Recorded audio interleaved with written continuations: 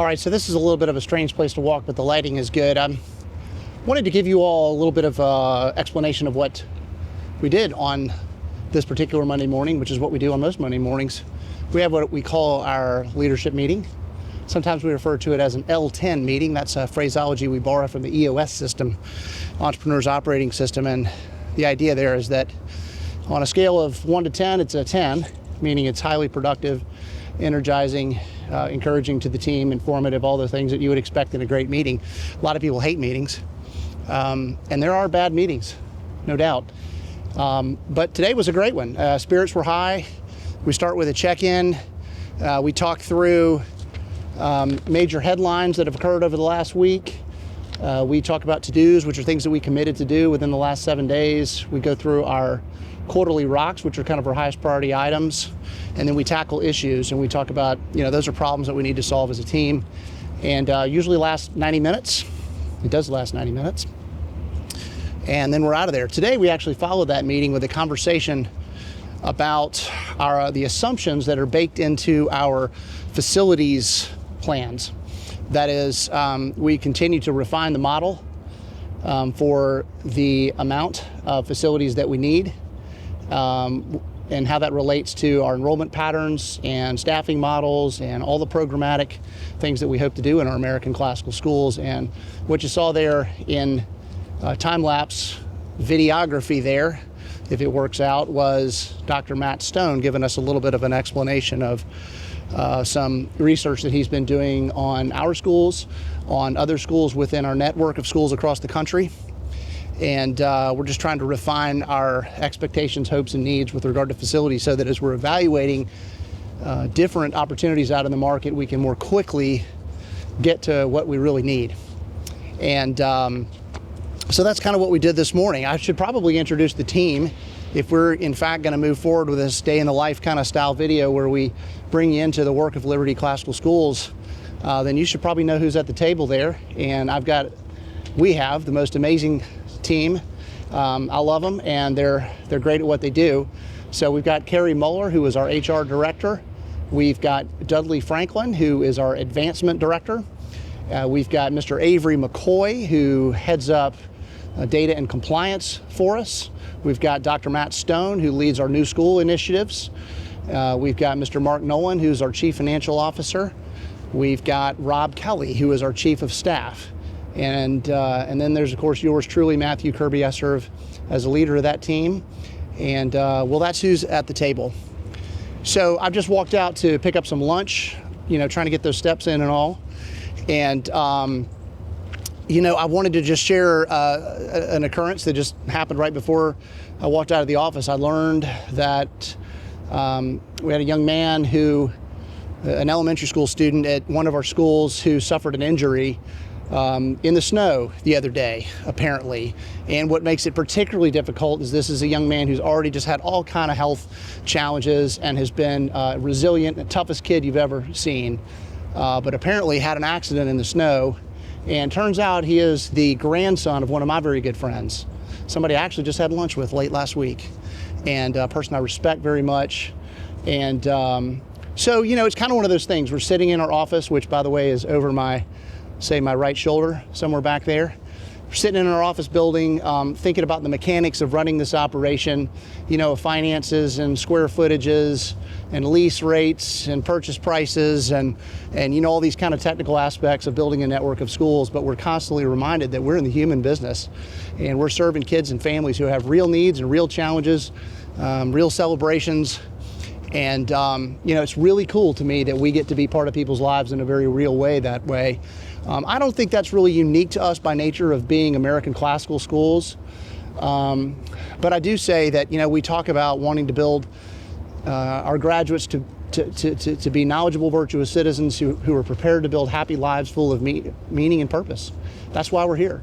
And what could be more meaningful than perhaps throwing your arms of support around a family, around a child in a time of need when they're suffering. And, we're just always remembering that, it's just a human business. It's a human endeavor, and we're very grateful for that. All right, it's the end of the day, Monday, late Monday. It's been a pretty great day. We started the day with a leadership team meeting. I told you a little bit about that earlier. That was productive. I think everybody felt good about that, and hopefully it was a great start to the week. I had a workout early this morning, which always leaves me feeling super energized, and then actually walked to go get my lunch on this beautiful day. I kept thinking, man, it would be a nice day to be playing golf because the weather's incredible in Atlanta here just a couple of days after it snowed. But hopefully I keep that habit going because it's energizing to get outdoors and walk a little bit. We are, faced with this massive decision right now. We are, as I may or may not have told you, we are approved to launch 2 K-12 American classical charter schools within the next couple of years. One south of Atlanta and one north of Atlanta. And it is pretty close to the middle of January. We could potentially open as early as August of 2025, and our team is on the cusp of making a decision about launching. We've got some budgetary challenges, some facility challenges, and well, of course the budgetary challenges are related to the facilities, and that's not unusual for charter schools. But I think within the next couple of weeks we're going to make a major decision there, if not sooner. And so that's kind of on everybody's mind, and that's the talk around here this week.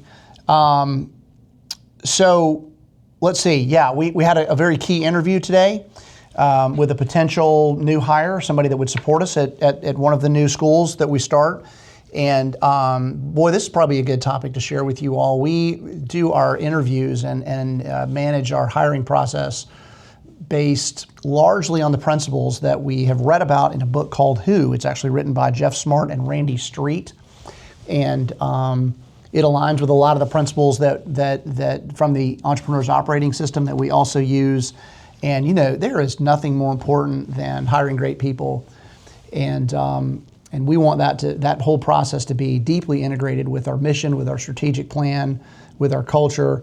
And so I think that might be something that you all might enjoy hearing more about at some point, because it's really essential to our identity as an organization. So I had a typical bi-weekly meeting with my advancement director. We talked about some strategies with some donors, and we also talked about some events that are upcoming, so we're excited about that. And also had a bi-weekly meeting with my chief financial officer. And we've been talking a lot about the organization of our systems. We've got an amazing software platform that we use to do all the finance and accounting for, right now, 2 schools and the central office. We think it is immensely scalable to handle our growth as we develop schools 3, 4, and beyond. But there's a lot of decisions that have to be made. We're trying to, have a system that is robust to handle all that growth, but also a system that is effective and easy to learn and usable for everybody from our board members all the way to the folks who might actually initiate a purchase order. So, getting all that synchronized is a lot of what we have to work on. So that's another thing. I spent a good bit of time this afternoon. I had a couple of hours in the office to just do some planning. As you can tell, I'm doing a lot of communications here. It's one of my major priorities for the year. It's just something I've observed about myself in my leadership, is that I need to be a lot more prolific in communicating internally and externally. And so I got to kind of been thinking about a whole lot of stuff. And as you've even seen, I've started to do a little bit of recording of my life and of our activity at Liberty Classical Schools. But today I got to sit down and do some writing and do some spreadsheeting and some planning and thinking through about how we want to communicate both internally and externally in the new year. And so it always feels great to put a plan in place. And I have found that I am super good at planning and mapping things out and thinking strategically about them. The execution is the key, however. So that's something that maybe I'll share with you some of my plans, or maybe you'll just be the beneficiaries of them. I'm not sure. But that's it. It's late in the day Monday. It's been an awesome day, and I'm headed home to see the family, and I can't wait to do that. So hope you all have a great evening, and we'll talk to you soon.